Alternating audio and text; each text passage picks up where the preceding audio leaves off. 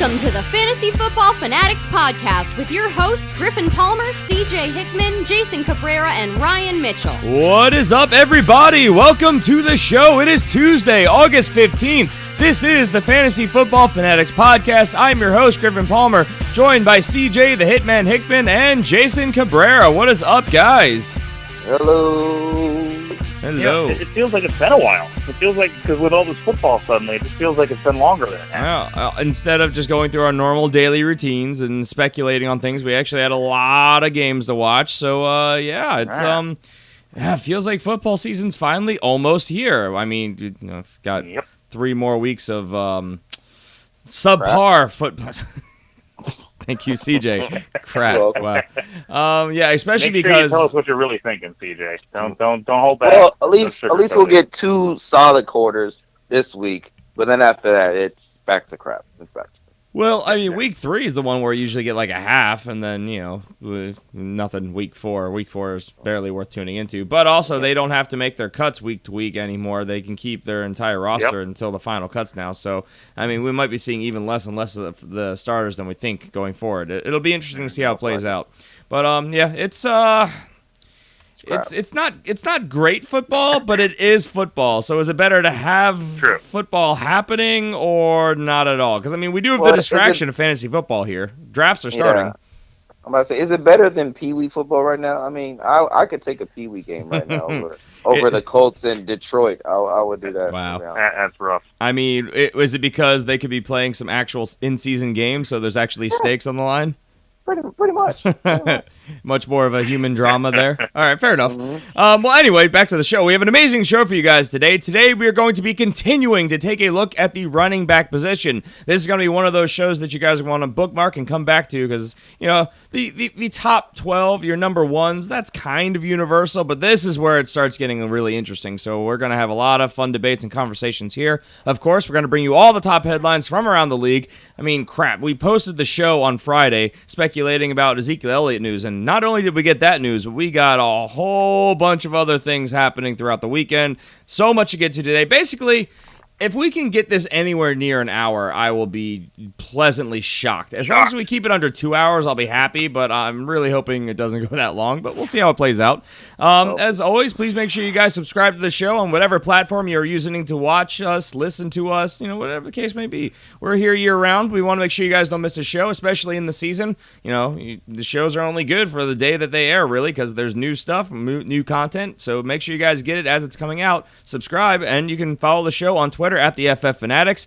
A lot of the breaking news we're going to talk about today, as usual, we broke as it broke on Twitter. So, hey, if you guys want up-to-date information and not have to wait for each show to post, at the FF Fanatics. And, of course, you can join the community as well at facebook.com/thefantasyfootballfanatics. And most importantly of all, if you want to help us keep these incredibly hot, burning lights on in this studio. Peeling back the curtain here, the air conditioning is broken in the building that we're recording in, so it's a sauna in here. All you have to do is head over to patreon.com/thefantasyfootballfanatics. You guys can subscribe to the show there, and you'll get yourself a lot of cool bonus perks. We're doing raffles and giveaways soon to be coming up as some of those tiers start to fill up, and of course, the big thing, your bonus advanced topic, a bonus podcast every single week. So with that, let's move into our Listener League winners. So we went through the platform. We looked for everybody, and there are a lot of people who said I subscribed, or people who gave a review, but they didn't leave us a way to get a hold of them. So I mean, we said this the whole time, guys.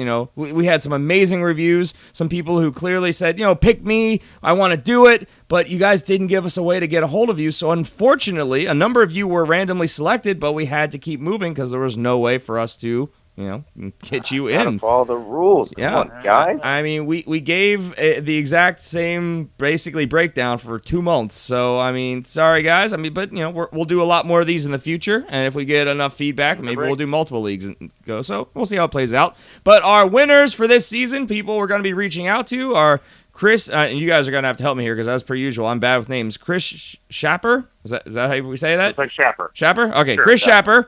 We have Booty Snatchers. So Booty Snatchers. Really? There you go. Really, Booty Snatchers? I mean, that was his iTunes name. I don't know.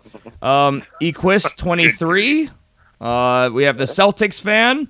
We have Charles Rod. Road? Okay. Just 2 O's there, man. That's rude. All right, so I was right with my first guess. I don't know, man. Charles Rude. We have Michael Reyes. We have Zay Reviews, and we have B Jackson. So you troll. So I mean, if you guys, there's going to be a nice healthy rivalry there. I can feel it. Indeed. If you guys heard your name, you can get a hold of us either on Twitter, send us a direct message. You can reach us through the email, thefantasyfootballfanatics@gmail.com. We will also be reaching out to you. So we have 1 week to get this set up, because after that, we are voting on the format to the league, and then we will be drafting. So we'll give you all those dates as we go forward. But if you guys heard your name, you can reach out to us. That helps out a lot. We'll be reaching out to you, and let's get this ball rolling.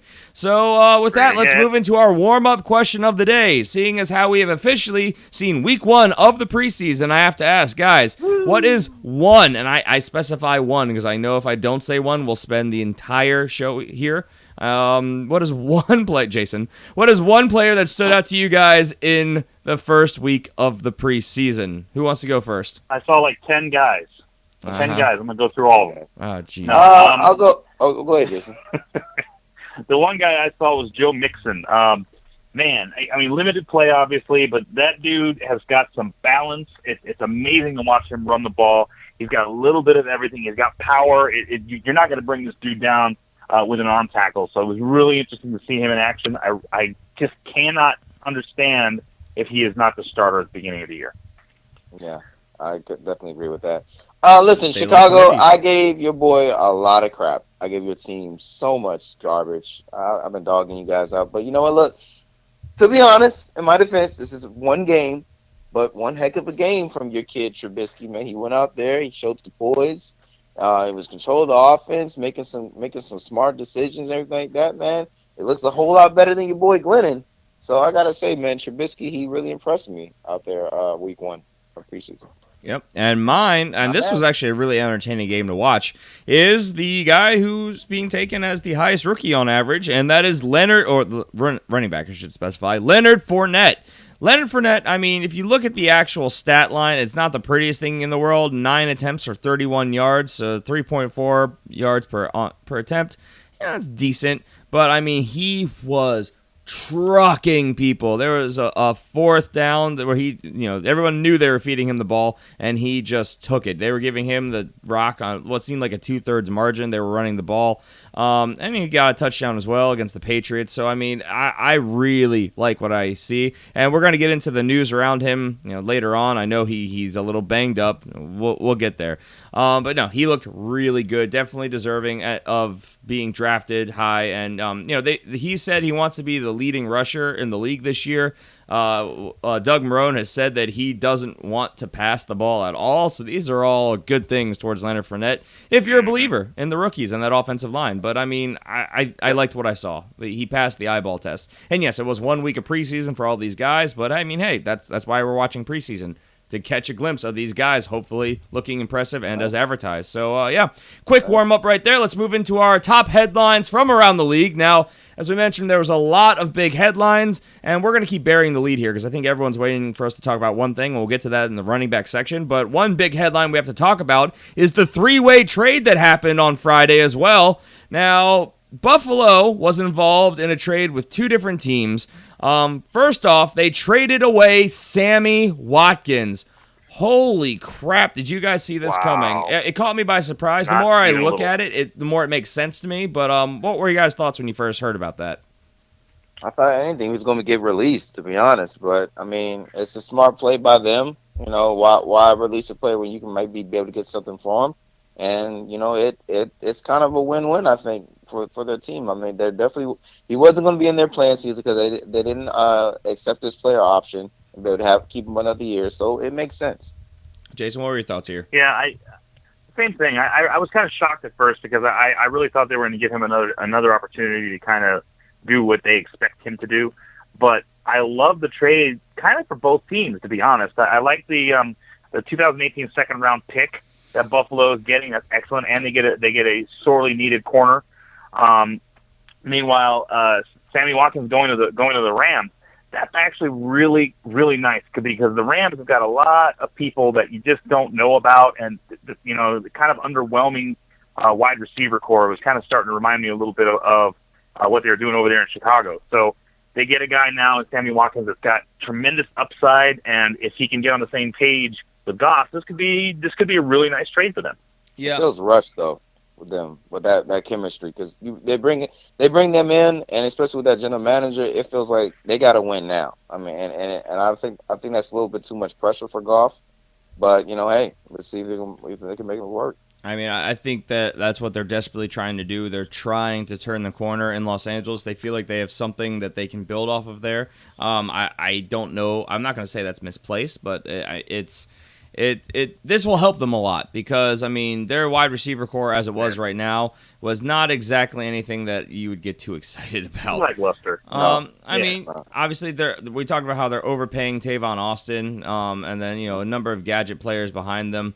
I mean, I can't really say gadget players because they did bring in a couple guys, but Sammy Watkins will easily step in as the one. And like you guys, I thought that they were going to try and franchise tag. They were giving him basically 1 year. They didn't want to commit to the. It would have been I think it was a $17.5 million cap hit if they picked up the 5th-year option. So they want, and this is a guy he's been trending backwards throughout his career. He went from 16 games to 13 games to 8 games, and I mean his averages have not been progressing. His touchdowns are not progressing, and a lot of this had to do with the fact that he was dealing with a Liz Frank foot injury last season that Rex Ryan infamously, we talked about this a lot last offseason. This is one of those injuries you have to let heal or else you're going to have to get a second surgery. Ended up happening, cost him the rest of the season. He was playing hobbled all last year. So, I mean, if he can stay healthy, we all know that he is the highest ceiling player, at least offensively, that's involved in this trade, which we haven't even gotten to yet. But he's going to be a big addition and a big target for Jared Goff out there with the Rams. So, I mean, I like the opportunity. It's not. I mean, okay, I'll put it this way. Random side question: do you like Sammy Watkins more or less now from going from Buffalo? Where would you rather see him, with Tyrod Taylor in Buffalo or with Jared Goff in Los Angeles? Tyrod Taylor. Yep. Jason. With him, it's a wait and see either way because he's been hurt so much that you don't really know. I actually kind of like him better in Los Angeles. I think that he's the clear number one guy there, like we said, and he's going to get a good bulk of those targets. And Goff does have a very good arm. I mean, we kind of glossed over that last year because he had such a horrible year and getting hit all the time. But if they can protect him and give him an opportunity to get the ball to Watkins, and he looked a little sharp, honestly, going into the preseason in the action that he was in. So he could be very, very good, and Watkins gives him a good target. I agree. Sammy Watkins did look good. I lean CJ's way. I like him with Tyrod Taylor better, at least right now in their careers, because Tyrod Taylor can scramble, and that really helps Sammy Watkins get enough time to really create some separation. But I do also, and we talked about this extensively. We talked about it in the head coaching episode on Patreon, where Sean McVay and Matt LaFleur, two amazing offensive minds in Los Angeles. So, I think in the long run, this is way better for Los Angeles and Sammy Watkins being there. But they're going to have to get a contract done as well because, like I said, he's in the last year of his deal. So hopefully they're not doing this as like a one-year rental type thing. They're going to have to throw some money at him. Right. But they've got some cap space, too, if memory serves. I don't have the numbers in front of me. But anyway, let's move on to the trade. Anyway, so that's the big headline. Sammy Watkins dealt from Buffalo to Los Angeles. The Bills received cornerback E.J. Gaines and a 2018 second-round pick. So not a household name there at corner. They're rebuilding. They are rebuilding, which is what made the second part a lot more confusing to me. Where then, right after that, the news broke that they had a second trade with the Philadelphia Eagles, where they traded away cornerback Ronald Darby, which, was an outstanding young cornerback for that team. I could not, for the life of me, figure this out. But, we know that that's amazing. The big The big glaring hole in Philadelphia was in defensive back, especially the corners. So, I mean, this is a massive boost for the Eagles. But the Eagles, they traded away Jordan Matthews in a 2018 third-round pick. So, CJ, obviously, I have to throw this to you as the Eagles fan. What were your thoughts here? Well, when you broke the news on for our Twitter account, Jason said, woo, and then my comment was just bittersweet. Because it's basically that, it sums all up to that. Because yes, we desperately needed corners. Our cornerback position was in high doubt to me. It was very questionable. I'm like, well, listen, this front four is going to have to get to this quarterback, because if we don't, it's going to be trouble with these cornerbacks, man. I like some of them, but it's still not to that level where I felt confident going into the season that we're going to be okay. We're going to be good. We can be able to compete. So to make this move is great.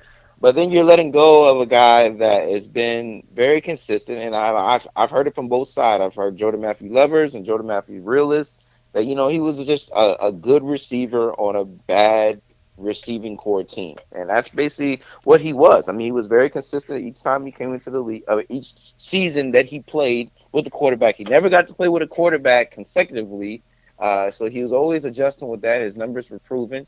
But I mean, got to be real. The team is basically shown, leading up to the draft and going into training camp and OTAs, all that stuff, that Jordan Matthews is not going to be in their future. They're not going to be investing in that. They got too many things to be able to take care of in next off season. So you have to let him go. And I'm from the feeling where I'm like, hey, look, if you can be able to get something for him versus letting him go, make the move. Now, granted, he's from Carson. One of Carson Wentz's favorite target. They're buddies and brothers offside the field, so that's something you want. You want that chemistry with your quarterback. But if you can be able to better their team, which they did, I can't be mad at it. So, like I said, I tweeted Jordan Matthews and said, best of luck to you, man. I appreciate everything you've done for the city. But, I mean, hey, look, this is a good move for the Philadelphia Eagles. It is. Does this bump Zach Ertz up in your mind a little bit, maybe? Absolutely. You gotta go that, because red zone, it was either him or Jordan Matthews was getting the target. So now that moves up. So of course you gotta make the projections for Alshon. He's gonna get his numbers, but I think Zach Ertz is definitely a big boost. I hate you both right now, because that was the point I was going to make, that I'm now, because I was very down on Zach Ertz when we were doing our tight end episode. Not really down on him, but I was expressing a lot of concern. Throw that out the window. I'm now very, very pro Zach Ertz. Huh? Well, I mean, his main, everything they've been saying about Nelson Aguilar, get out of here. They're going to use him on the outside more than anything. Jordan Matthews was the main competition out of the slot, and in the middle of the field was Zach Ertz. And now that Jordan Matthews is gone, Zach Ertz, I think, will thrive and become a much higher volume tight end. I still don't know how many touchdowns there are to go around in Philadelphia, but I mean, volume and yardage are going to be much higher for Zach Ertz now. Sorry, what were you going to say, Jason?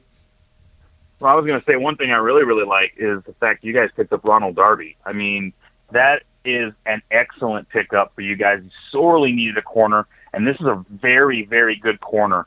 He's done great things in Buffalo on a really tough Buffalo defense.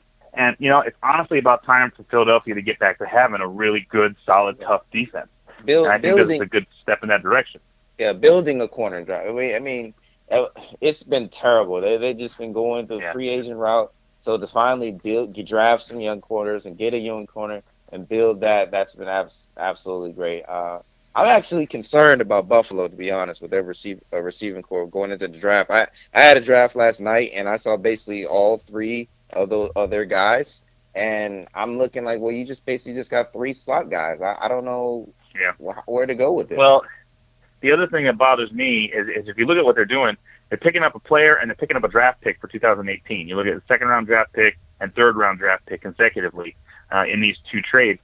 To me, this is bad news for Tyrod Taylor, because I think that they're looking to rebuild. Dang it, Jason. Stop beating me on my points. That's what I'm here for, man. I think Tyrod Taylor is looking at the end of his time in Buffalo, regardless of how he plays this year, because I think Buffalo's gearing up to rebuild.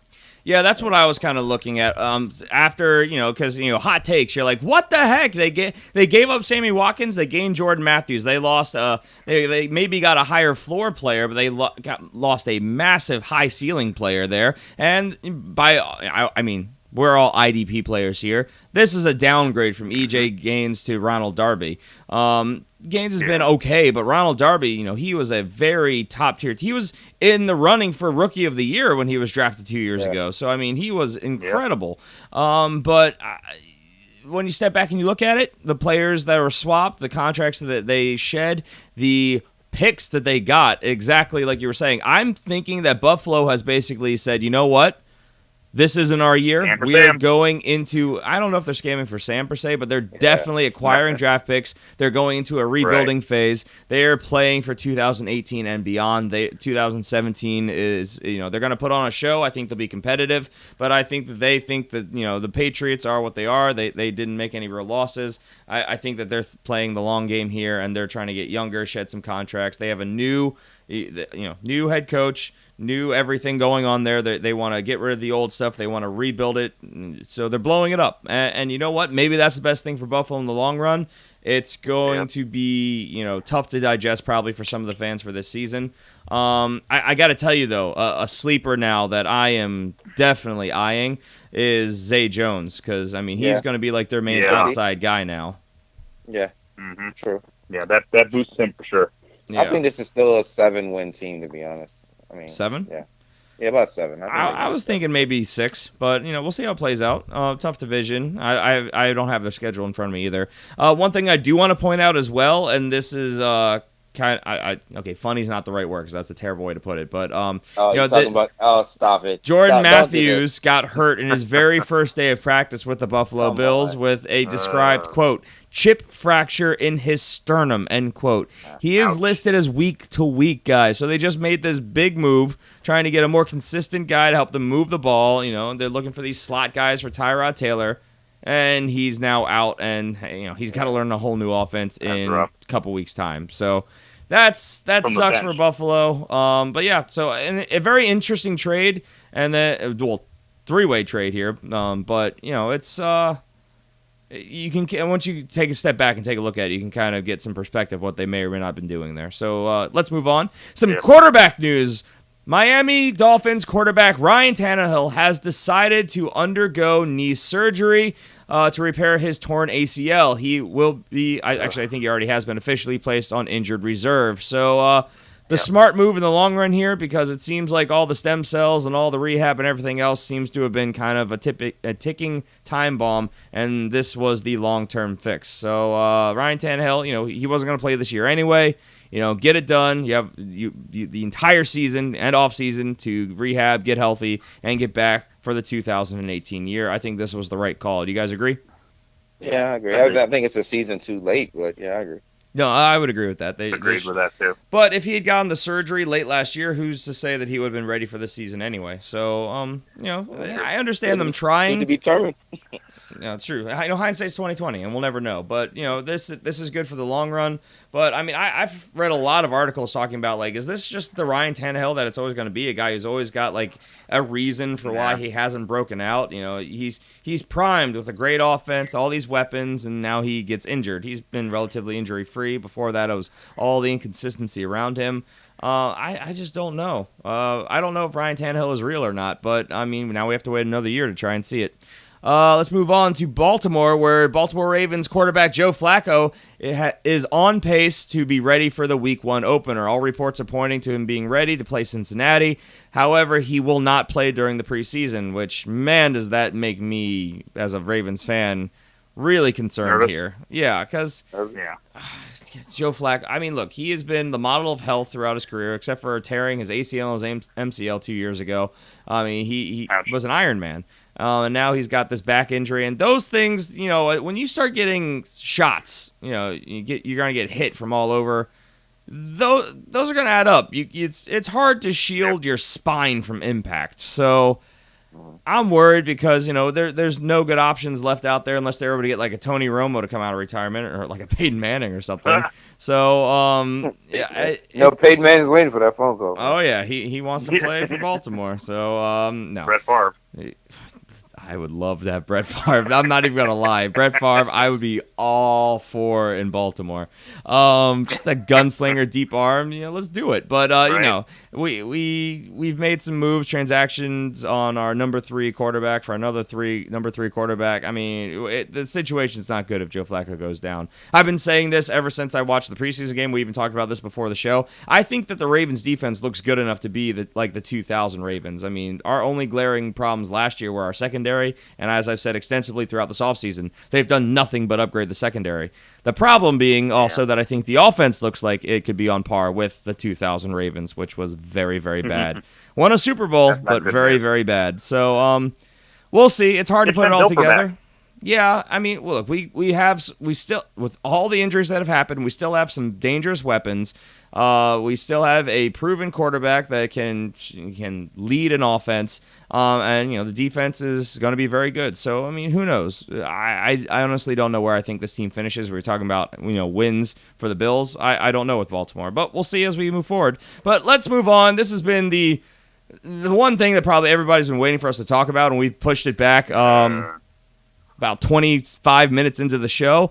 Let's move on to some running back news and talk about Ezekiel Elliott. Now, Ezekiel Elliott, he was not suspended for 4 games, which was the news that was being leaked all over the place, the common thought process, especially with the fact that there were no legal ramifications surrounding this case. This was an NFL investigation, but they have enforced the full NFL policy for domestic violence of an entire 6-game suspension. So Ezekiel Elliott suspended for 6 games.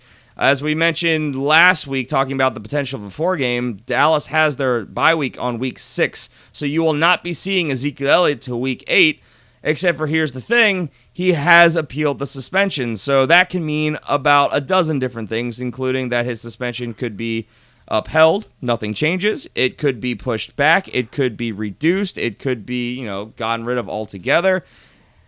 Oh, Ezekiel Elliott. I mean, I have him down at 9 still, even with the additional 2 games. That I'm not comfortable taking him any lower than that because I still think that when he plays, he will be a monster. And whenever he does see the field, if it does take place by the beginning of the season, he is going to have really fresh legs against some worn-down defenses. So I still like Ezekiel Elliott there, but I mean, this is a tough situation come draft day, and especially not knowing when the suspension will actually be served at this point, talking, of course, August 15th. And we are about a week away from draft starting. If you're smart, probably about 2 weeks away. But I don't think we're going to have clarity on this anytime within the next week or so. So, I mean, if you're drafting Ezekiel Elliott, you are taking a flyer here, and you're putting a lot of faith into this situation. What were your guys' thoughts? My thought was I'd rather him just go ahead and take the suspension early. I mean, not just because I'm an Eagles fan, just because I've been through this before with Lane Johnson on the Eagles, and he tried to appeal his suspension with a drug test, failed drug test, and the appeal went I think for 4 weeks, and then it came back and said that it was going to be upheld, and then he had to serve a 10-game suspension in the middle of the season, and it was detrimental for our team. So I can only imagine this is times 2 now that we're actually talking about a fantasy relevant player, one of the top running backs in the league, and now he wants to do this appeal thing. And just like you said, it can go either way. But with me, just with experience, I'm looking at the worst case scenario, and that he might be able to appeal it, and then week 3 or 4 runs around, and they say no, that stands. And then he has to serve 6 games right there. So that messes you up even more. So, I mean, he's moved down to me now to the late 3rd round to me. Oh, wow. So that's how I got him at now. Really, really well, low. I mean, I get that. He's missing games. Half the season, Griff. He's missing half the season. I agree. Okay, look. For me, I say this. I say good on the NFL because this kind of crap should not be tolerated. Absolutely not. They need to throw the book at people when this happens, and that's what they've been doing recently. So good on the NFL for doing that. And as far as Ezekiel Elliott is concerned, as far as the pure football aspect of it, he's missing half the season. Okay, he's not going to be in rhythm when he comes back. He's going to have fresh legs, which is good, but he's not going to have any time. He's not even going to get to play in preseason before the season begins. So that's all concerning. He's going to have to basically step onto the field cold, and that's all concerning. Getting away from the football aspect of it, this young man has got to get his head on, because what we saw last year, he's going to be one of the greats. He could very easily be one of the top 2 or 3 running backs over the next 10 years in this league. You know, he is an amazing player, and he's got a fantastic team to play for, and they could be going for a title. But he keeps getting himself into situations where he is getting himself in trouble. And I don't know what their deal is in Dallas that seem to always attract this kind of problem. They need to get control of this situation and get control of their young players when they come in. I don't know if they got to put them through some sort of sensitivity class or something, but this is rough for fantasy players, and it's rough for this young man's career. Well, there's a wide range of possibilities here, and I just want to lay this all out before we move on. Of course, the appeal is being done by Ezekiel Elliott's camp, Jerry Jones. They're all saying that they have not seen a single shred of evidence that supported this suspension. In fact, they keep saying they have a lot of evidence that's contrary to all the statements being made. There's no legal ramifications, which is why they don't understand why this is happening, because, blah, yada, yada, yada. And this could all be just, defending our guys. But, bottom line, it seems like there is potentially a real case to be had here. So, who knows how this is going to play out. Now, usually when you see these suspensions reduced from 6 games, if this was to be a typical thing, okay, you appealed, we'll cut you some slack. They might cut it down to 4, which was our original timetable. It's possible. But it's also possible that, this brings more light to the situation. They could add time.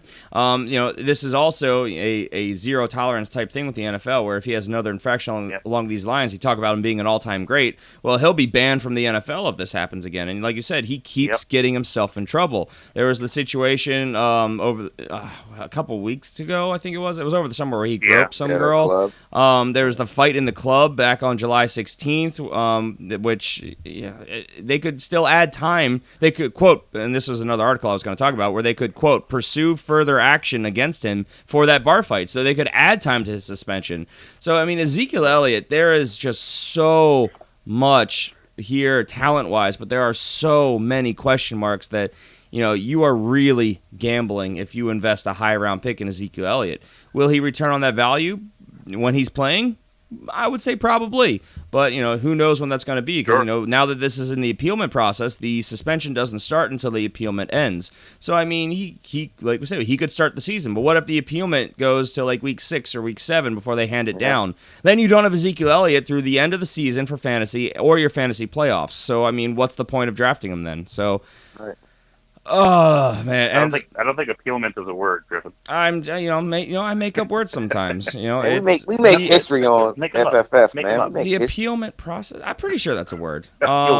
I don't know. Rob, my girlfriend watches a lot of Law and Order, so maybe it is. Maybe it's a word I've heard somewhere. I don't know, but who knows?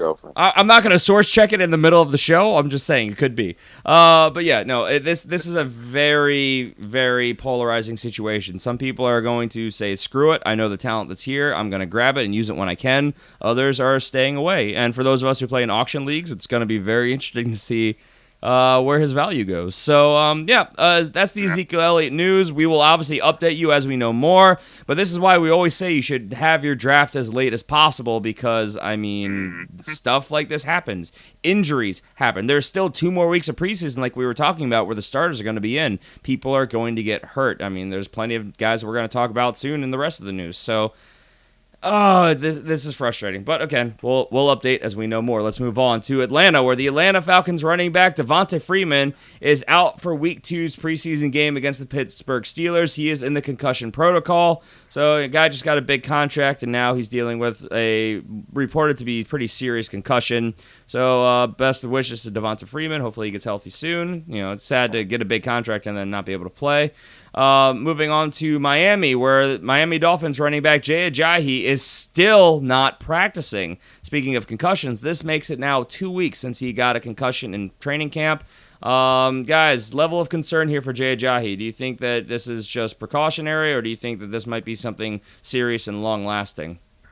Precautionary. All right, there you go. Moving on to Tennessee, where Tennessee Titans running back DeMarco Murray has returned to practice as of yesterday. On Monday, he was dealing with a hamstring injury. That's good news there for a guy who, I know you guys aren't drafting very high, but the masses are.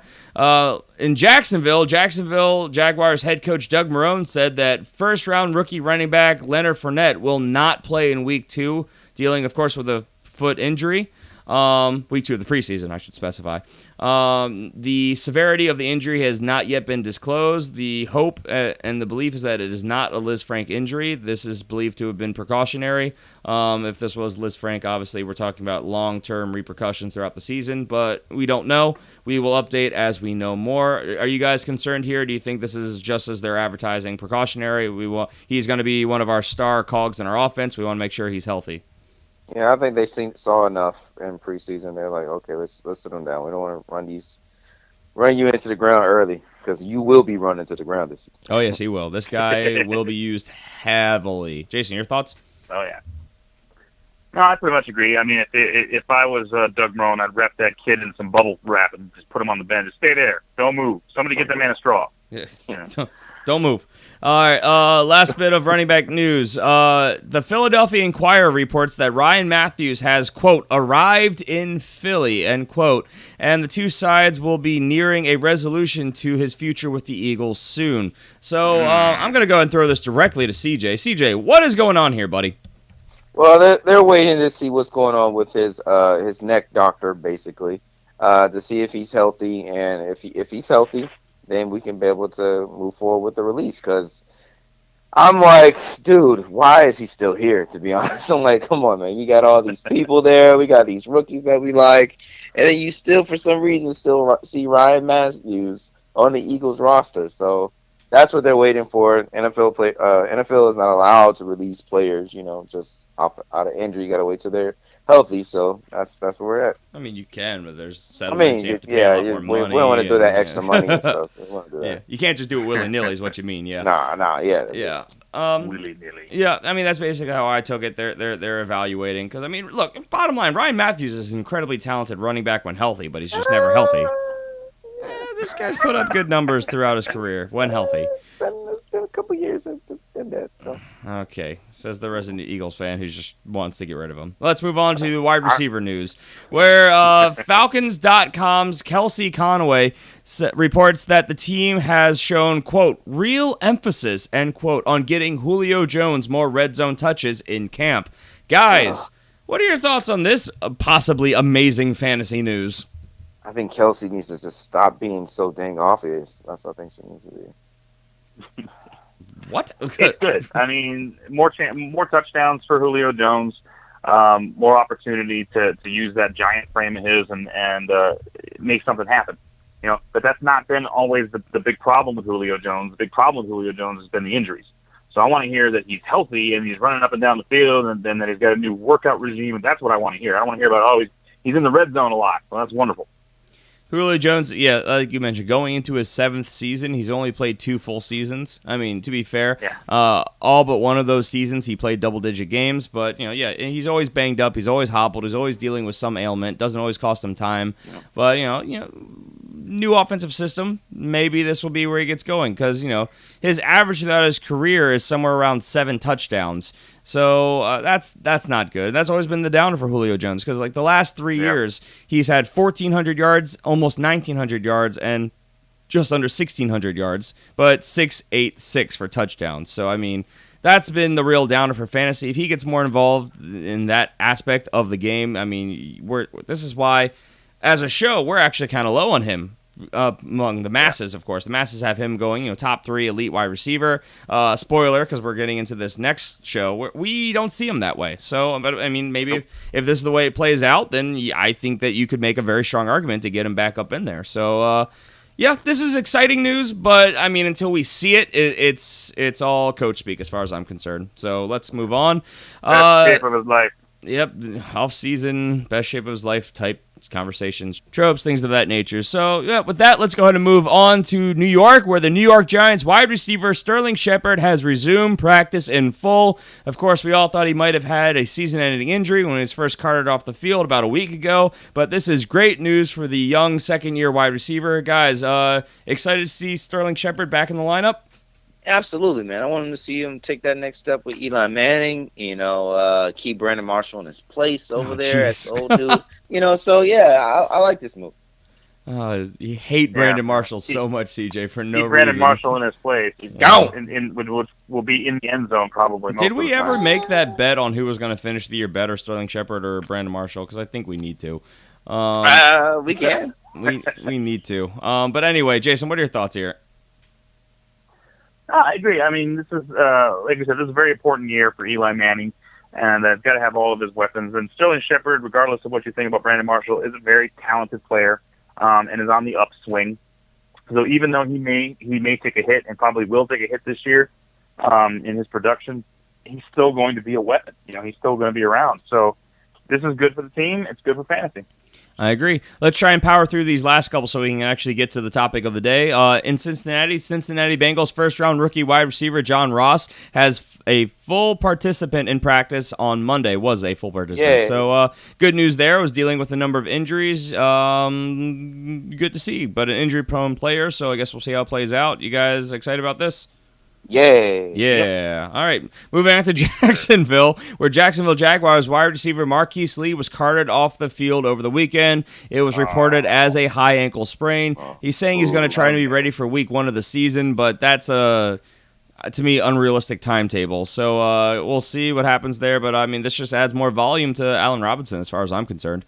Let's move on to Los Angeles with the Chargers, where the Los Angeles Chargers are looking at an October debut for first-round rookie wide receiver Mike Williams, of course, dealing with a herniated disc. So we've been answering a number of these questions. Where should I draft Mike Williams? Don't do it, because you'll be able to pick him up off the waiver wire. Even if someone else drafts him, there's a good chance they'll drop him because he's not going to play until like week 5. So, all right, that's your wide receiver news. Let's move on to some tight end news, where Indianapolis Colts tight end Eric Swoop underwent arthroscopic knee surgery and is listed as week to week.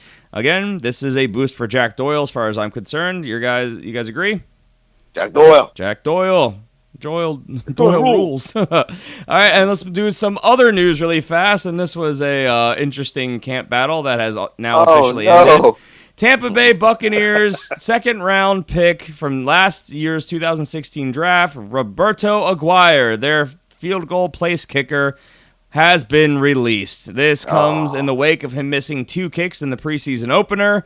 A bit of side news, and this was very unexpected. He was claimed off waivers by the Chicago Bears, so I did not see that happening. So second chance in a new place. Shame. There you go. Maybe we'll see how that plays out. I mean, look, the guy's missing kicks all the time, and what are you going to do? Yeah. He had one really good practice a couple days ago, which gave him some hope, and then he went out and he missed 2 in a game. So, missed 2 kicks. I mean, that's pretty condemning right there. So with that, do not draft a kicker in the second round. I don't care who you are, unless you're the Oakland Raiders. I was going to say the Raiders did well with Janikowski. Draft. Well, that's because the Raiders understand their special teams. They've always been good. Look, they got like the 2 best kickers right now, out there. Look at that punter. It's ridiculous. So, but yeah, no, you don't. I'm sorry, you don't do it. You can pick one up off of the waivers. You can trade for one. There's no reason to do it. They wasted a second round pick, and now they have to live with it. I take offense to that. I love my kicking duo in Baltimore. Anyway, let's move on to our topic of the day, where we are getting into our consensus running back rankings part 2. So today we are running through our number 2 running backs, numbers 13 through 24. And let's start right off at the top with a guy that we are all equally kind of in line with, and a guy we've mentioned to this point in this show, and that is one Leonard Fournette. Leonard Fournette, he has gone up quite a few spots for us since last time when we did this show a couple months ago. He was a number 18 running back. He's now our number 13. He's also moved up to the number 10 running back, going off the board on average as the 6th pick in the second round. Guys, talk to me about Leonard Fournette. CJ and I both have him at 13. Jason, you are the lowest at 14. Both of you have risen on him. I have dropped on him, apparently, which I thought that was not the case, but apparently maybe somebody just kind of slid in ahead of him, because I'm definitely not down on him. I had him at 13 beforehand, so I don't know. Maybe I just miscolored it. Who knows? Guys, talk to me about Leonard Fournette. I mean, the Jags, we talked about it already ad nauseum, that the Jags are committed to running the ball a lot this season. They want to get the ball into Leonard Fournette's hands. They want to take the pressure off of Blake Bortles. which I think is going to be beneficial for both the run game and for Blake Bortles, because it'll give him the opportunity to use the pass off of the run. So I definitely think that Fournette's stock is going to continue to rise. I'm toying with moving him up myself. There you go. Yeah, CJ?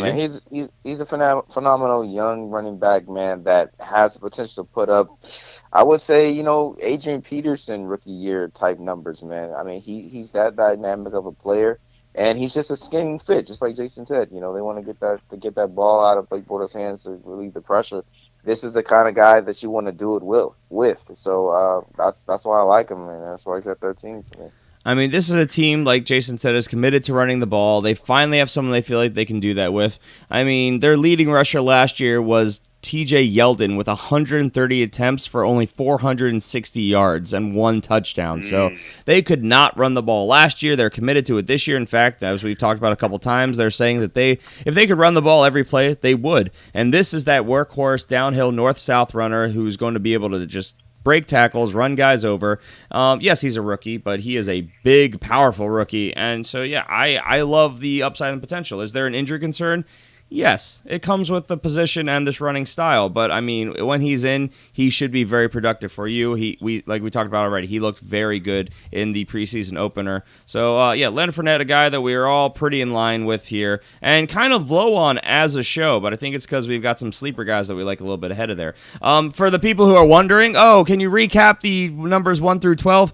No. Go back, listen to the show, because look, you can look at our rankings and look, they're on the website, and we could run them down. But yeah, I mean, I'm not just trying to be like, no, come on, get out of here. I'm not doing that. But it's because we kind of like what we're doing. I'm also doing that. But go back, look at the episode. It's good stuff. Because just like we're doing here, we have very in-depth debates and arguments and conversations about every single one of these guys. So just to look at a number isn't giving you the full story. So we have 1 through 12. Number 13 is Leonard Fournette. Number 14, we have Eddie Lacy, now of the Seattle Seahawks. We are incredibly high on him as a show because he is 14 for us. His average right now, his ADP, is 29th as the third pick in the 6th round. I have him at 15. Jason, really high at 8. CJ, by far the lowest at 20, but he hasn't moved in your rankings. So, you know what, CJ, you're closest to the average here. Why are you so low on Eddie Lacy?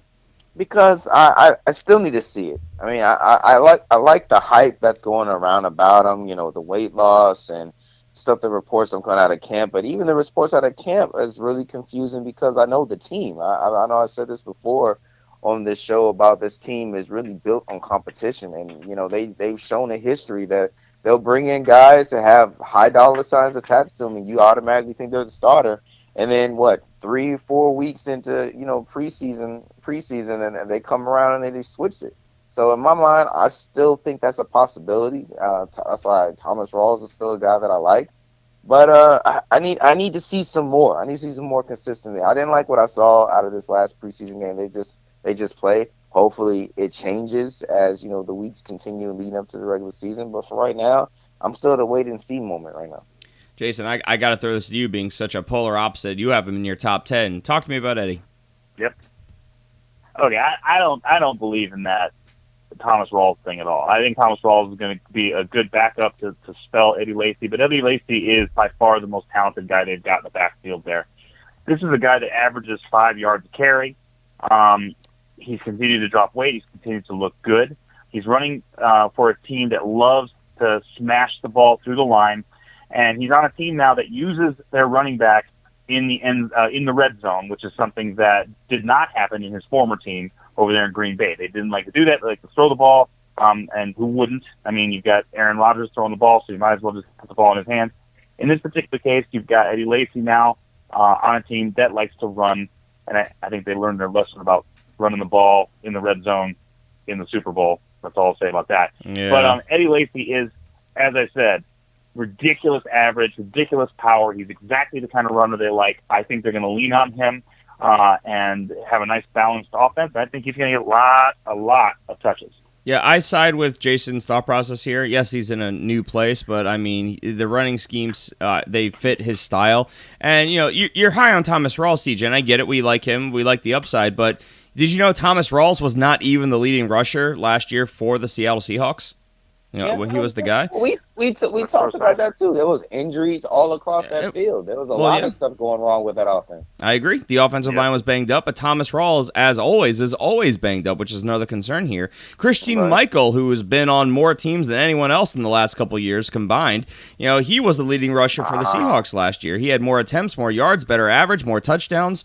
I mean, there it is. And I do not put Christian Michael in even remotely the same ballpark as Eddie Lacy. So, I mean, yes, I like Thomas Rawls. I do like the talent. I think if he can stay healthy, he could be very good. But I don't see... Yes, they're going to have a competition, but it's one that I think Eddie Lacy is going to handle easily, especially as Jason said. He fits the system. He's a 5.1 yards per carry average from last year. I mean, it's huge, and this is a scheme that fits him even better than where he was. I mean, he was assisted by the big passing game there, but having a mobile quarterback, that's only helping the running game. And they do have deep threats. They do have red zone passing catching weapons. They can't just crowd the line against Eddie Lacy, so I think he's going to still do very well. I mean, I have him at 15, and I'm trying to find a way to potentially move him up. I'm kind of taking a wait-and-see approach. I've moved him up since last time.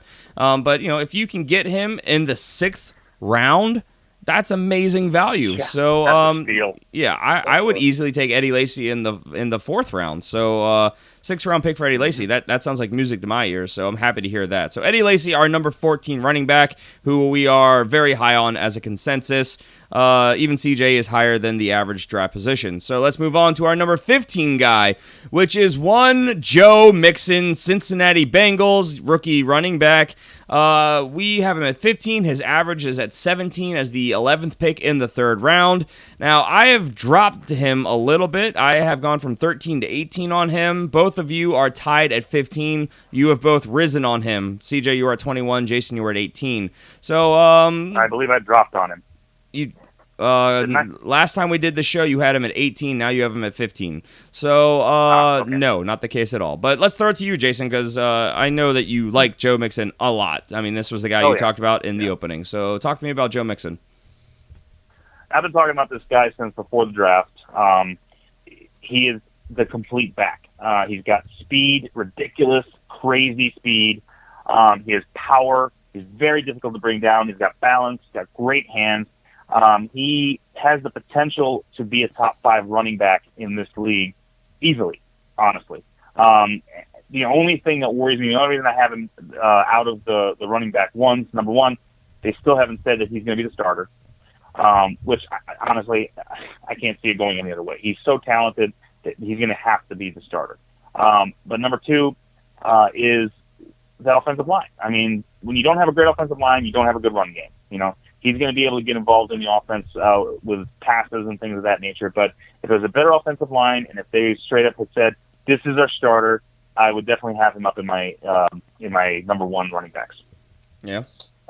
I think he's absolutely phenomenal talent. I mean, you saw the tape leading up to the draft, and you finally get to see where he's at. I think on Cincinnati's team, he's the best running back on that field. I'm not concerned at all with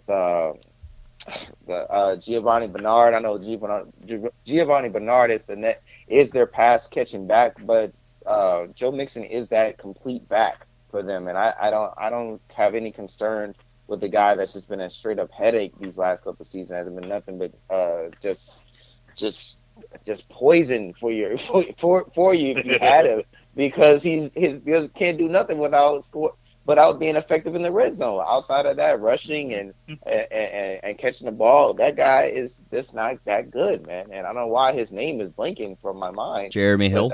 Jeremy Hill. There you go. He's just that bad. That's how bad he is. I just thought you were just too disgusted to say it. Yeah, I did too. His name was blanking for me, man. But anyway, so yeah. So that's why I like Joe Mixon, man. I think Marvin Lewis I think he already knows it, and he's probably not going to show his hand until later when the season starts. But absolutely, man. I mean, you got to be foolish not to put Joe Mixon in there, and he's your best running back on your team. I'll put it to this guy. Who do you think was their best yards per carry running back last year on that team? Rex Burkhead. It was neither Giovanni Bernard nor Jeremy Hill. It was Rex Burkhead. So he's gone. On the team. Yep, he's gone. What happened to that trivia game we were supposed to play, man? I know, right? I'm hot right now. Yeah, on fire. But, to my point here, exactly like you guys are saying, Joe Mixon, he is by far the most talented, most well-rounded player at that position on that team right now. But the problem, of course, is things that we have covered extensively throughout the preseason. If you're just joining us, hi, welcome to the show. Welcome to our experience. Marvin Lewis, he does not play his rookies. Historically, that is what he does. He makes them earn their time, which is not helpful for fantasy football, which is, I think, why he's down on everyone's boards, because that's kind of the case. Also, this is a very crowded backfield. As much as people may hate Jeremy Hill, he is one of the best red zone backs in the league, even now. I mean, he had 9 touchdowns last year. Most of those were short yardage. Giovanni Bernard is a very skilled pass-catching guy. Can Joe Mixon do this all? Absolutely, but unfortunately, the way this is probably going to play out is going to be Jeremy Hill and Giovanni Bernard doing a lot of the work. He's going to work in. I see this eventually being Giovanni Bernard and Joe Mixon swapping out in the middle of the field, and then Jeremy Hill in between the 20s. I mean, it's going to be just a very confusing situation. Should that be the case? Absolutely not, but they're going to use their players to their strength. They're going to keep rotation. They're going to keep everybody fresh. So, I mean, this is the only reason why I've dropped him down, on top of the fact that, that offensive line went from being not very good to hot garbage this offseason. They had 2 standout players on that defense, 2 Pro Bowl defensive linemen, both on the right side, the right tackle and the right guard, and they are now both gone. So that is concerning for me for the passing game and the rushing game. So this is why I reluctantly have dropped Joe Mixon down a couple spots. He's now solidly in the middle of my running back 2s. Could he outperform that value? Easily. But, I mean, there's a lot of question marks, which is why, for risk mitigation, I mean, you see on average people are taking him right around where I am at 17 and late in the 3rd. So, I mean, early 4th. That's, I guess at that point, it's worth taking a little bit of a shot at a guy who could potentially be your number 1 running back. Who knows? He's the full package. We talked about this in the draft. He is everything that Christian McCaffrey was as a pass catcher and everything that Leonard Fournette was as a straight line runner. It was the off the field issues that made him drop. So let's move on, though. Number 16, we have Lamar Miller, who has dropped a couple spots for us since the last time we did this. He was a number 1 running back for us last time around. Now he is our number 16, and we have all 3 dropped on him. I have him now at 13, CJ at 17, Jason the lowest at 19, but he is going on average where I have him at number 13 as average draft position as the 12th pick in the 2nd round. Guys, why do you think Lamar Miller's stock is plummeting? For me, where I have him, I think it's a little unfair. One, it's just because the kind of players that I like that's in front of him. But to be honest, for you going into this season, I think you really still haven't found got a real look at Lamar Miller in this system, in this scheme, because of the poor quarterback play that they had last year. And, they basically forced this team to throw the ball. They destroyed the running game. They made it just non-existent. So now, off of the first preseason game, I mean, look, we got to, pump our brakes. But it looks good when when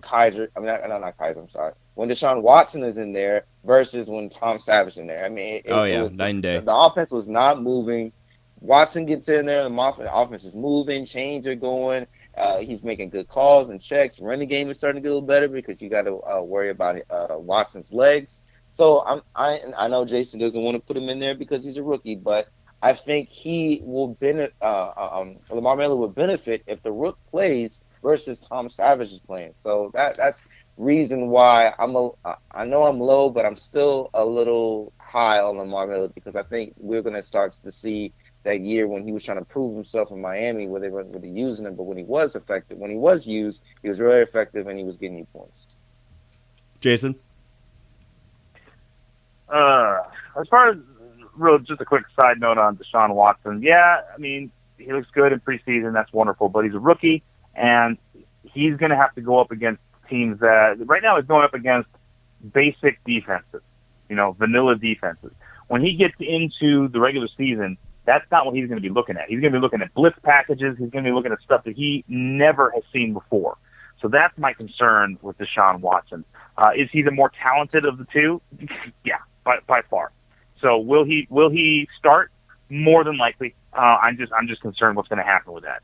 As far as Lamar Miller goes, you guys know I'm not a fan of Lamar Miller. I think he's too small to be in the position that he's in this offense, especially with a rookie who's going to need to rely on him a little bit. I like the talent as far as he can catch out of the backfield. He can do a little bit of everything. I'm just not a believer in Lamar Miller. And, that's fine. I think that's where a lot of people are. I mean, I've only moved him down a couple spots, and the reason I did is because last time we did this exercise, the news on Deonta Foreman had just come out with his off-the-field issues. We thought he was going to be dealing with some legal ramifications, possibly suspension. Well, it looks like all that's been really swept under the rug, so the possible competition for touches is back. I still think that this is going to be easily Lamar Miller's show and his job, and I don't see that changing. But it comes down to a couple things, and like you said, one, the quarterback situation. I think that no matter what, they're going to do better than Brock Osweiler, and as long as they're able to force the ball downfield, that'll help. But the loss of Will Fuller, that was huge. I mean, for the majority of the season, breaking his collarbone a couple weeks ago. I mean, that was the speed threat. That's the one that pulled the safeties back. That helps everything underneath. So, I mean, do they have other guys to fill that role? I think it was Jalen Strong, I heard, that is running with the ones right now in that role. Braxton Miller, too. Yeah, I mean, but none of those guys are Will Fuller's speed. That's why I bumped him down just a couple spots, because there's been things that have changed for the negative for Lamar Miller, but bottom line, his situation is still drastically improved from last year. Last year, if he had played the full season, he averaged out easily as a running back one. His yards were good. He still averaged 4 yards per carry, even against stacked fronts on every single play. Because they basically, and we talk about this a lot, they stacked the line and they threatened Brock Osweiler beat them with his arm, and he couldn't do it. He broke 1,000 yards in 14 games, averaged 4 yards per carry. The knock, 5 touchdowns. That's what really broke you. Very, very consistent, though. He, because of that yardage, he was able to get you good numbers consistently. I can't talk. I think that Lamar Miller is actually a pretty high floor player. It's his ceiling that is in question here, which is why I'm very happy to take him as a running back 2 instead of a running back 1, which, I mean, you can do because he's going as the 13th running back off the board. It's a high-end running back 2, but if I can get any one of the guys that we've talked about already, especially on Friday's show, and then get Lamar Miller, I'm pretty happy about that as a third-round pick. So, or late second round where he's going. So anything you guys want to add before we move on? I think that we're all saying the negative here, but I think the situation for Lamar Miller is still actually pretty decent, which is why, as the masses, we all have him kind of, where we have him. I mean, I'm still positive on him. It's just, he just got the short end of the stick just because of the talent that I think that is out there that is ahead of him. But I still think he can put up solid numbers and have a good year this season. Jason, ready to move on? No, I'm ready to move on. Okay, let's move on to number 17, where we have Doug Martin, Tampa Bay Buccaneers. Now, he's dropped for us a couple spots here. Doug Martin we have as our number 17. He's going on average as the number 25, as the 6th pick in the 5th round. I have gone down on him a little bit. I have him at 20. CJ has stood fast at 14. Jason, you have him at 18. So, CJ, you're the highest on us. Tell us why we should be higher on a player who is suspended for 3 games.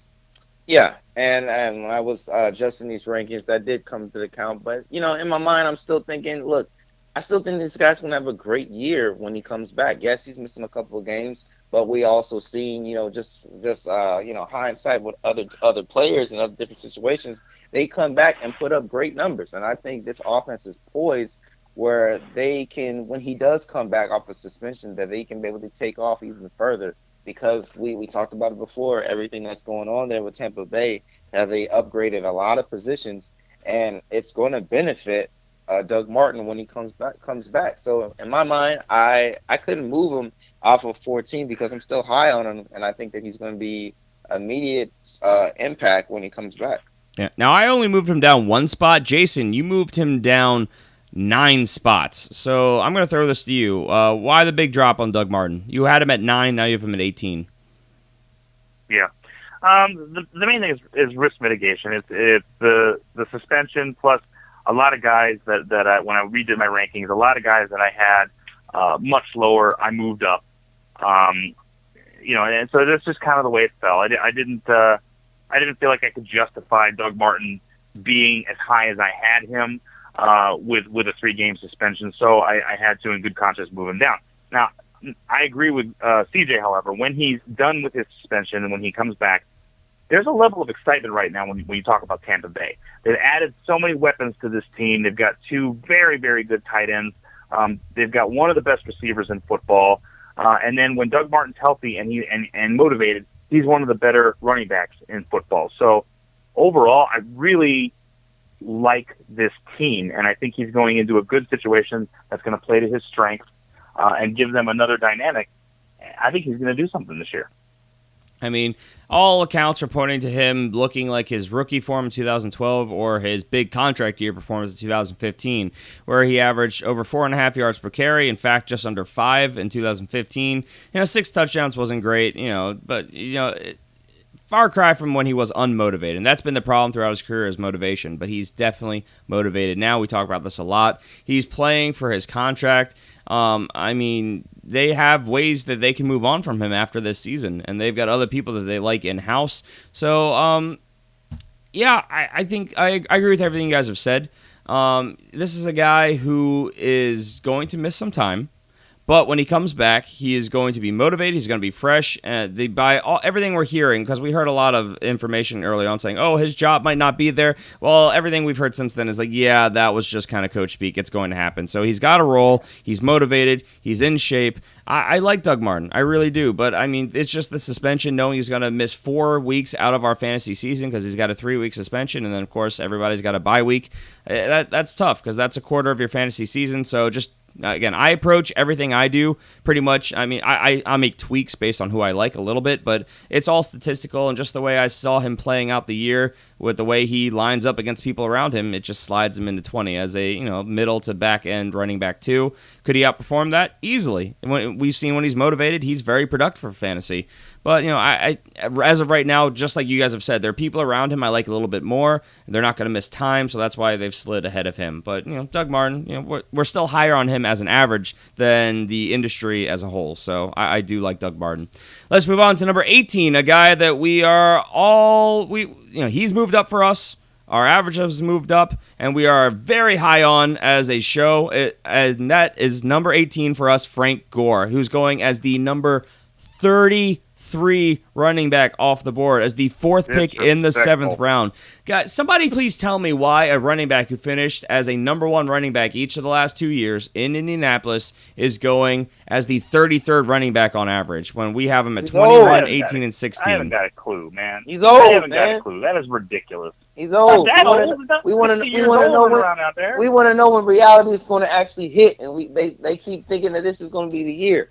So that's what everybody's doing, man. He's old, man. Come on, he can't. Man. You can't continue to keep this up, man. I don't care how good you are. You got to fall off eventually, man. And people might think, but this have is we the year. seen signs of that? We haven't. Not really. We haven't. Well, then, Exactly. CJ, why don't you have him down towards 33 where the average is then? You're much higher than them. Well, because when I look at the lay of the land, look, he's still a starting running back. Even though I don't like him, I don't look for him in draft.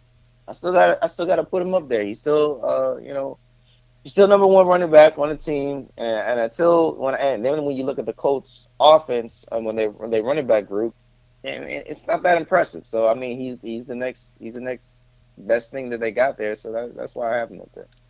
All right, compelling argument. Jason, you're the highest. Bring us home here. Tell us why people need to get back on the Frank Gore train. See, this guy is Mr. Consistency. He is a lunch pail in hand, gets the knuckles bloody type of a running back. He's a guy that is going to get you yards and get you yards and get you yards. Even if he's got to get you 2 yards to carry, he is going to continue to bowl his way through that line and get you those yards. So, and he's been consistently a running back 1, as we've already mentioned. And yeah, he's getting older, but you know what? We have not seen him drop off yet. He has not started to lose his luster. He's not been hurt a lot, So all those things combined, this guy is a running back 1. I feel bad that I have him down to 16.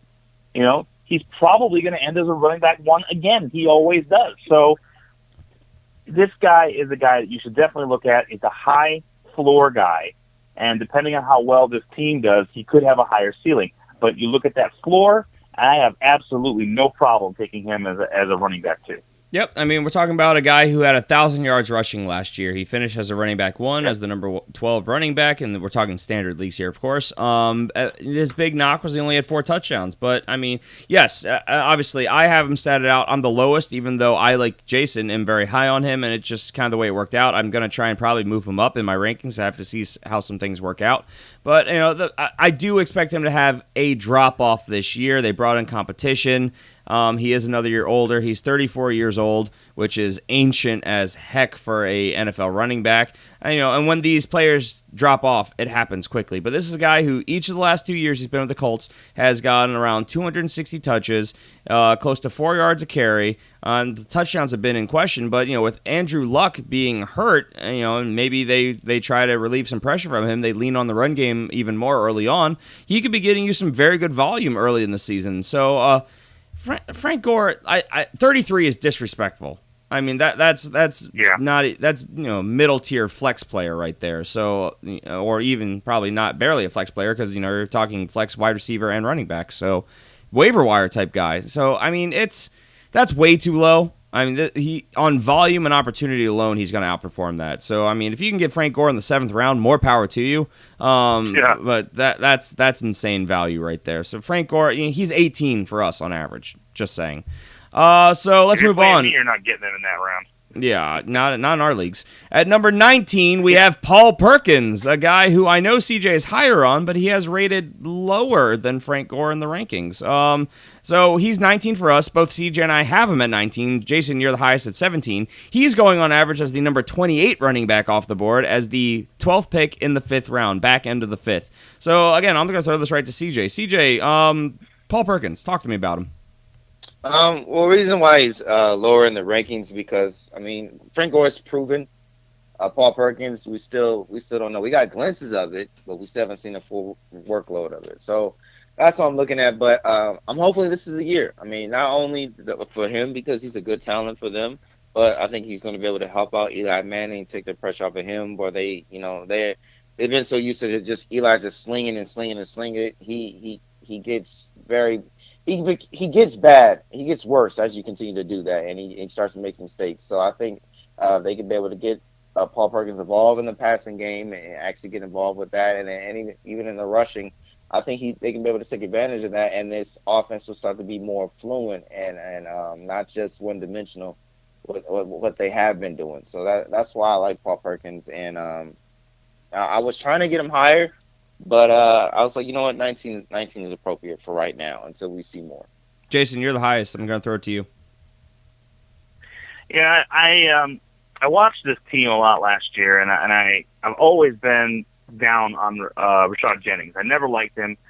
He always seemed to kind of give up on runs. Paul Perkins is the opposite of that. This is a guy that pushes for that extra yard. He's a dynamic player. He can catch out of the backfield. Better than Jennings ever did. He plays with energy, and I think that his team responds to that energy very, very well.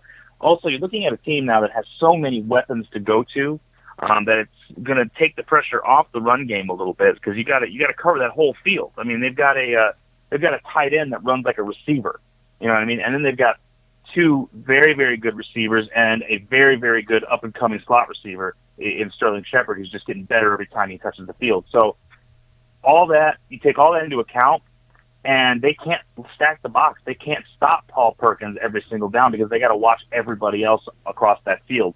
I'm waiting to see more in preseason, but I really do think Paul Perkins is going to have a nice year. Yeah, and I agree. And bottom line, he's seemingly he's a workhorse. He's unchallenged for that role in that offense. He's in no way, like you're saying, going to face stacked boxes. They're going to be dropping back into coverage. He's going to have very easy running lanes to run through. So, I mean, and they're going to be playing good field position battle because that defense is very good too. So, I think Paul Perkins is going to have great opportunity. I think he's going to have very good volume. All of you guys are saying, I'm trying to find a way to get him up higher. It's just people around him. I mean, I have him ahead of Doug Martin, and that counts for anything. But, it's one of those things where he's not a name that most people know. He's not necessarily the most flashy player to watch on tape, which is maybe why we have him at 19, but the average has him down at 28, as we mentioned, back of the 5th. I mean, if you can get Paul Perkins back of the 5th, top of the 6th, you're getting a guy who's going to probably on volume and opportunity alone get you probably pretty easily running back 2 numbers, which is where we have him. So, that's amazing value. That's what we're getting to. But, yeah. Splendid value. Splendid. Yes. So with that, let's move on to number 20, where we have CJ Anderson. Now, CJ Anderson, Denver Broncos, we have dropped on him as a show. Last time we did this, he was our running back 14. He's now our running back 20, and all 3 of us have dropped him down our rankings. I have him down at 16. CJ, you have him at 21. Jason, you have him at 21. He is going on average as the 23rd running back off the board, as the 2nd pick in the 5th. Guys, tell me why the sky is falling for CJ Anderson. We have all dropped on him pretty substantially. CJ, you've given him the largest drop. Let's start with you.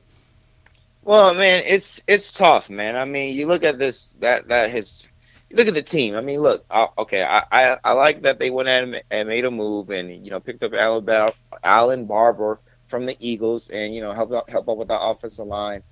But, it's been abysmal, man, with this team ever since Peyton left, man. So it's just tough. It's just not looking good. And then, he has this injury history going on with him. So it was just like, man, what to do with CJ Anderson? I actually wanted to drop him further, but I said, maybe I don't know, man. I don't know where to put CJ Anderson, man. I'm very confused, and he's just I don't know. It's just question marks all around this dude, man. With him, Jason. Yeah, I honestly, I echo all of those sentiments. That's exactly how I feel when I think about C.J. Anderson, because you've seen flashes where he's looked very good and he's looked like somebody that you want on your team because he plays well. But then you've seen flashes where he just kind of disappears and doesn't play up to snuff, and then he gets injured. So I'm not a fan of C.J. Anderson. I never target him in drafts, and I have not seen a good reason to target him just yet. That's fair. I am kind of the opposite. I have targeted C.J. Anderson in the past, and that's because when he's healthy, his talent, those flashes that you're talking about, that those flashes, newsflash, are when he's healthy, because he's very good when healthy, but that's very rarely the case. He has never played a full season. He's played 15 games in 2014 and 2015, but both of those years he was incredibly hobbled, and in 2014 he came on late. Last year, obviously, he only played in 7 games, and he still averaged 4 yards per carry. He had 4 touchdowns, which is as many as Devontae Booker got for the entire season. And my big thing here, why I've dropped him down, is not only is it the Devontae Booker situation, is it the passing situation? They added Jamal Charles, which we've heard very conflicting reports on, and injuries. I mean, that alone has me drop him because I can't project him out for a full season. He's never done it. It's frustrating because if he could just stay healthy, he could easily finish as a low-end running back 1, but I just don't see it. And my biggest concern of all is, of course, Gary Kubiak stepping down, retiring. With Gary Kubiak being gone, who was a basically running game guru, I like you guys, am very confused, frustrated, and overall unsure of exactly what to expect from CJ Anderson.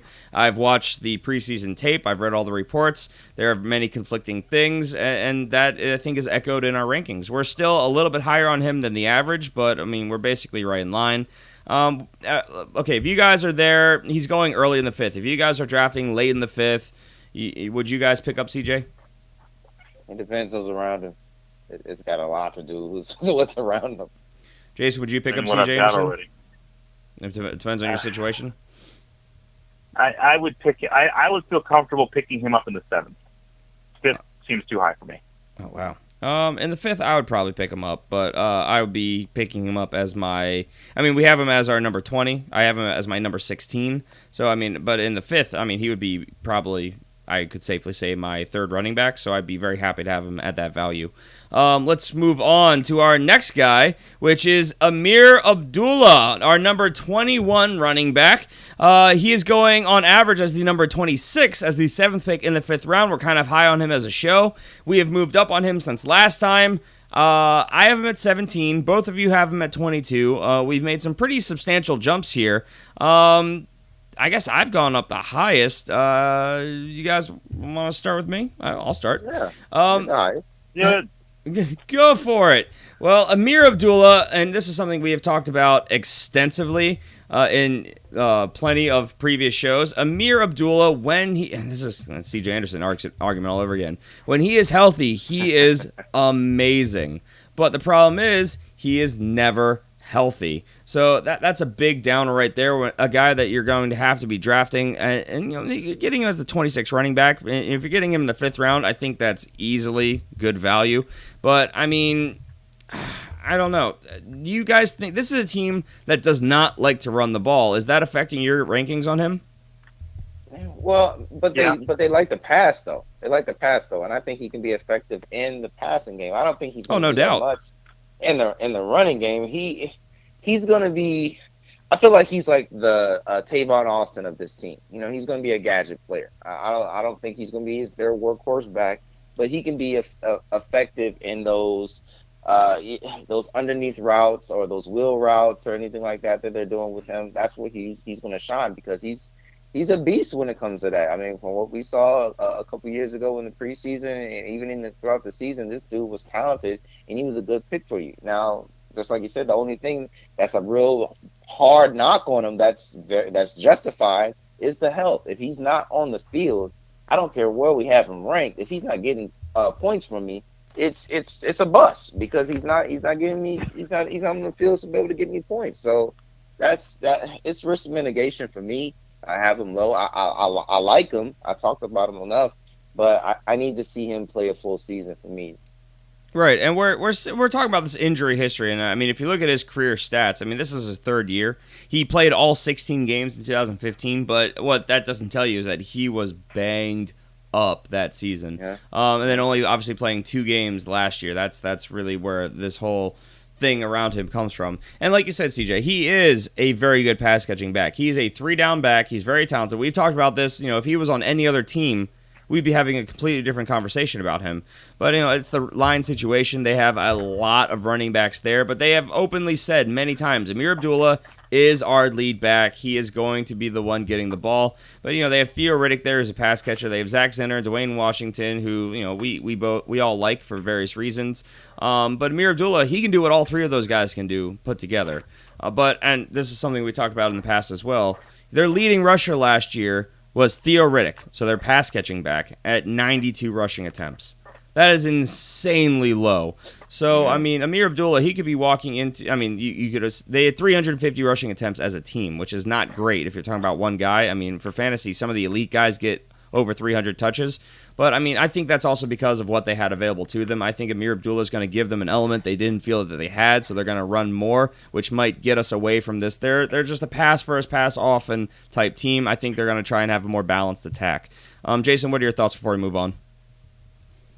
You kind of made a point that I was going to make, is that they haven't really had someone that could run consistently and get them consistent yardage. They have that now if Amir Abdullah is completely healthy and ready to go. This guy is my breakout candidate for this year. I think he's got the opportunity to really break out and be what he was meant to be. I mean, when he was drafted, there was a lot of hype around him. This guy was like a Joe Mixon type of a guy, and that's exactly what he's going to be, I think, when he's healthy. So I've got him at 22 right now. I'm continuing to raise him in my rankings, and I'm starting to target him in drafts. I really do like him. I think if he's healthy this season, he's going to be a running back 1, and it's going to give this Lions team, a little bit more balance, so it's not all on Matt Stafford. He's going to get an opportunity to use that running back, and I think they'll run the ball a bit more. Yeah. Okay. I mean, Amir Abdullah, like you said, there was a lot around this guy. He was a pretty high pick in the 2nd round, if I remember correctly. So, yeah. Let's go ahead and move on to our next guy. Well, let's see. We got 3 guys left. How are we doing on time? Not good. All right, let's power through these. I can tell you we're not good. I can tell you that. Yeah, I hadn't checked the computer in a while. Doing this show. Yeah, I mean, well, we always go long. I mean, these shows by their very nature run long. These ranking shows, but we don't leave anything out because this is the news. This is the information. This is what we've talked about all offseason to this point. This is what you guys need to know going into your drafts within the next couple weeks. So our number 22 running back is Adrian Peterson. Oh, how the mighty have fallen. We have him at number 2 as our consensus. Yep. He's going as the number 2 on average, as the 12th pick in the 4th round. Both CJ and I have dropped him. I have him down at 26 right now, which feels low. I have to look at what I've done. CJ, you have him at 16. Jason, you have him at 23. But, I mean, the situation that he's in also warrants everything that we're talking about here. I mean, CJ, you're by far the highest, even higher than the average. So I'm actually going to throw, even though you've dropped on him and Jason's moved him up, I'm going to throw it to you first. Adrian Peterson, what's your thought process here? Well, my thought process is why did you bring him there? I mean, he's got to do something, right? I mean, he can't be that same. You can't be treating him like you've been treating like Mark Ingram. So he's going to have to be used. So I'm looking at it from the aspect that he's decent when it comes to receiving. You already know what he is as a running back, running down the field, and they have a serviceable offensive line. So I'm looking at it like that. Hey, maybe Adrian Peterson can be able to stir up some fire down there in New Orleans this season, man, and spell Drew Brees especially when those road games. We've talked about it enough that Drew Brees has a drastic difference on those home and a road splits. So maybe he can be able to help out Drew with that, and his numbers can go up, and so can Peterson. So that's me. I'm just looking. I mean, I'm drinking your Kool-Aid. You guys like to do that optimism thing. So that's what I'm doing. we're optimists. How crazy of us! You just like that Kool-Aid. We're seeing optimistic CJ right now. This is optimistic. This is weird. Let's get this away from him. Jason, strange. You talk. Bizarre world right now. I feel bad having him as low as I do because this guy is one of the greats at his position. Of all but time. As we've said, the situ of all time, absolutely. But as we've said, the situation he's in warrants a low ranking. First off, he's in New Orleans. New Orleans does not like to run the ball. They like to hand the ball to Drew Brees and let him throw the ball down the field. 5,000-yard seasons 5 times. Okay? I think we've mentioned that a couple times. Many. Not only that, he's got another running back that he's dealing with in Mark Ingram. They don't like Mark Ingram, but he is there. And they've got the young rookie, Alvin Kamara, who could take a little bit of time too. Overall, not good. I don't like it when there's that many running backs that can be used. This is Adrian Peterson, so they're not going to beat him out for carries. But the other thing is injury. He's coming off an injury. We don't know how good he's going to be. And he's in a new place. And this team is not his cup of tea. This is not how he plays football. He is a workhorse, run-first offense back. So he's going to a place where they throw first, throw often, throw tomorrow, wake up, throw the ball, go to sleep, throw the ball. It's a very strange situation for Adrian Peterson to be in.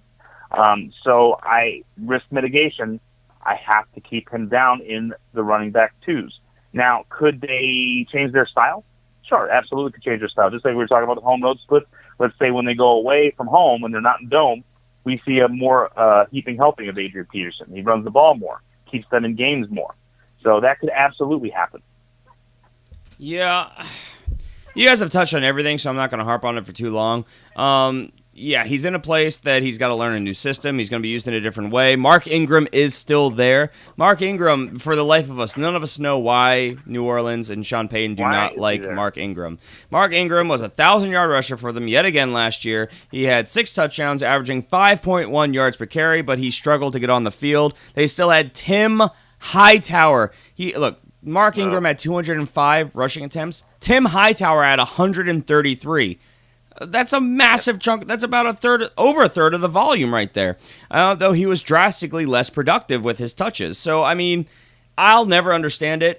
But a lot of the accounts and a lot of the news that we're hearing is that Adrian Peterson's coming in to fill that Mark Ingram role, just a much more effective guy that they're going to use more down the red zone.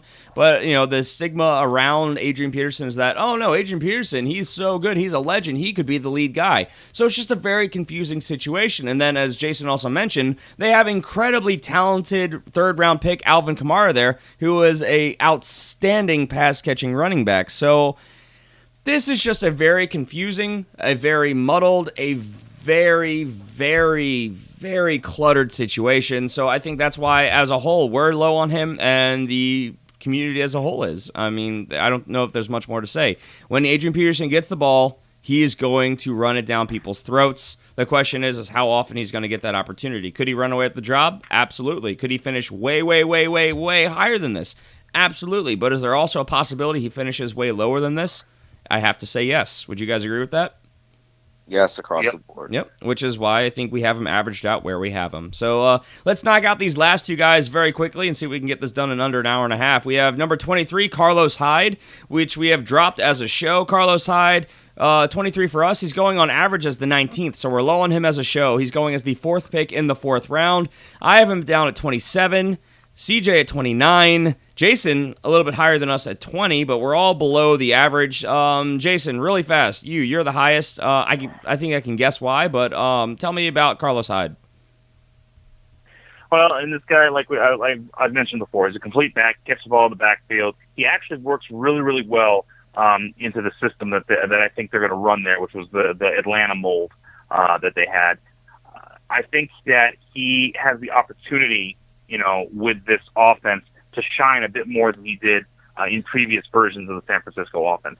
So I could see him doing very well. Now, I've dropped him, even though I'm the highest on him, I have dropped him, and that's risk mitigation, the things we're hearing out of camp. He doesn't look great. And also injury. I mean, this guy gets injured every single year. He's great for like 2 or 3 games, and he gets injured again. So that all those things caused me to drop him down my rankings. And, by the way, I'm a big Joe Williams fan. So as I've mentioned many times, I would like to see Hyde end up as the 3rd down back and Joe Williams get the rock more often. CJ? I agree with everything Jason said. I love it. It doesn't get much more to the point than that. Bottom line, like Jason said, it's a lot of that stuff. Carlos Hyde, he has been there for 3 years. He has never played a full season. To be fair, 2 of those seasons were double digits, but he was banged up for a lot of that. He's never broken 1,000 yards. He's never gotten more than 6 touchdowns. I mean, you can make arguments all around this. You could say, he has had zero consistency in his offensive coordinators and head coaches. He's had, injuries and bad quarterback play. It's a lot of stuff. We all think Carlos Hyde is very, very talented, but, he's only at full strength for a couple weeks out of the season. That's the concern here. I actually feel like I am way too low on him. At 27, I want to get him higher because, and I have him down there because of everything we're hearing. We're hearing about how this is a guy who they might be a surprise cut for him.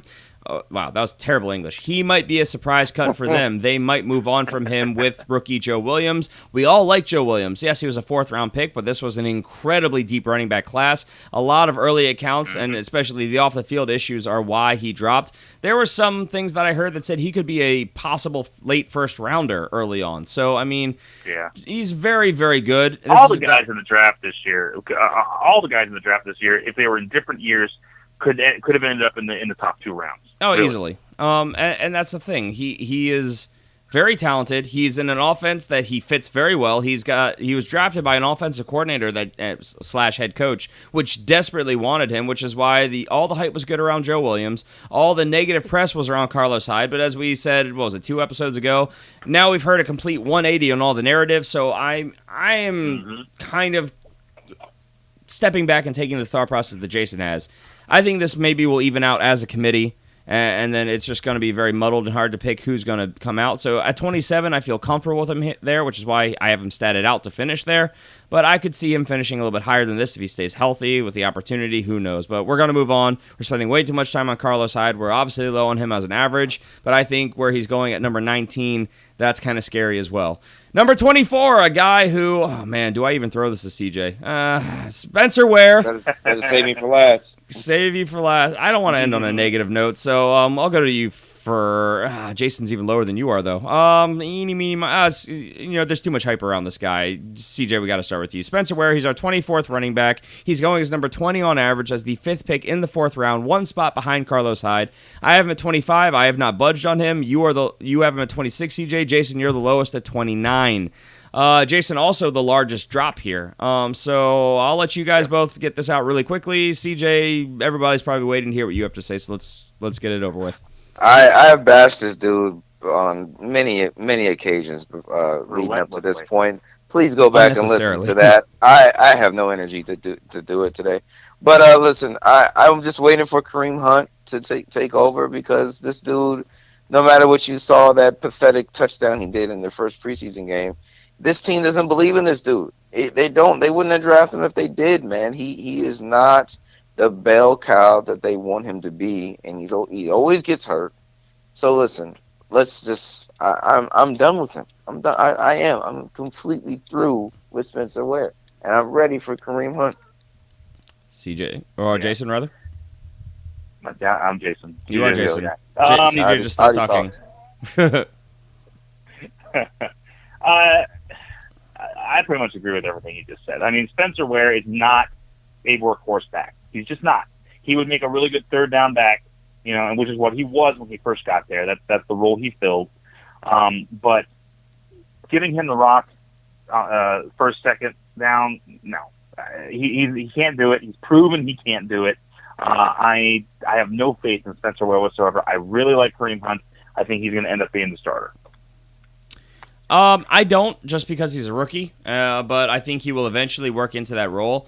I mean, look, Spencer Ware, he had less than 1,000 yards yet again last year. You don't think you do?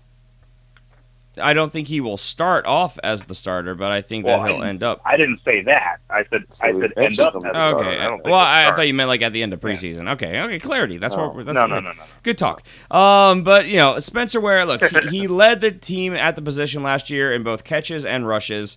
He has been that guy for them for the last couple of years because they had the injury-riddled Jamal Charles there. Both years they thought they'd have him. Both years they were wrong. But he's yet to break 1,000 yards. His average has actually gone down from his 2015 year where he first got his opportunity to last year. He got half the touchdowns, and this was him as a workhorse in 214 attempts. So I think we saw the real Spencer Ware, which is why a lot of people are down on him. That's why we think they went out and they drafted Kareem Hunt. Kareem Hunt, very good instinctive player. He's got great vision. I mean, this is a guy who could easily be a lead back in this league. Problem is he's a rookie. Spencer Ware's there. Charkandrick West is there. It's going to be a committee, which also is not good news. The very few committees in the league are actually mutually beneficial. There's only really two of them that come to mind immediately, and I don't think one of them is going to be Kansas City. They are in a position where they like to run the ball a lot. They don't have a lot of pass-catching options, but I just don't see it working out well. So I just can't get behind Spencer Ware going as the number 20. But, back end, running back 2, 20 to 24, I mean, I guess depending on my draft situation, I just don't know if I could see myself drafting him where he's going, though, in the middle of the 4th. That just feels high for a guy that we expect is going to lose his job at some point or just, fall out of priority in this committee. So, we could be wrong, but this is just what we're hearing, what we're seeing, what we've seen, all the tape is showing us. So, Spencer Ware, our 24th running back.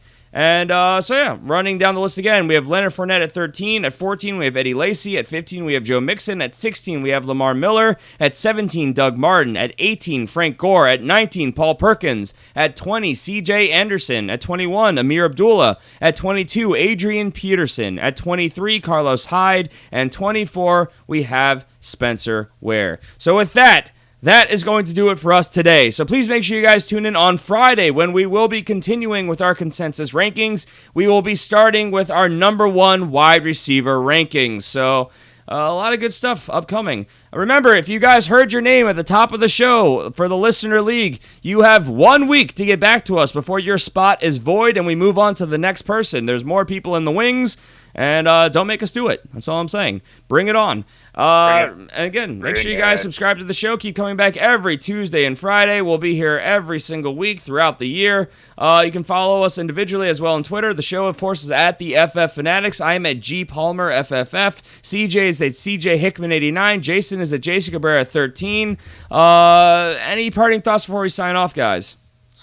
Ooh, draft day is coming. It's coming. Bring it. We are about 2 weeks out from when most competitive leagues will be drafting post the Week 3 games. Ours are included there, and our Listener League shortly after that. So, again, if you guys want to play, your name was called, get your stuff in. We'll reach out to you as well. And now we're heading over to Patreon to do our Patreon show. We're going to be talking about our number 3 running back. So that's our waiver wire / our flex option running backs. So, all right, we are out of here. Everyone take care. Have a great week. We'll see you on Friday. Bye. Life in the fast lane. Speed of life and I can't slow down. Only got a gallon in the gas tank. But I'm almost at the finish line, so I can't stop now. I don't really know till I die. I'm living life in the I don't even know what you're doing, It's CJ. international.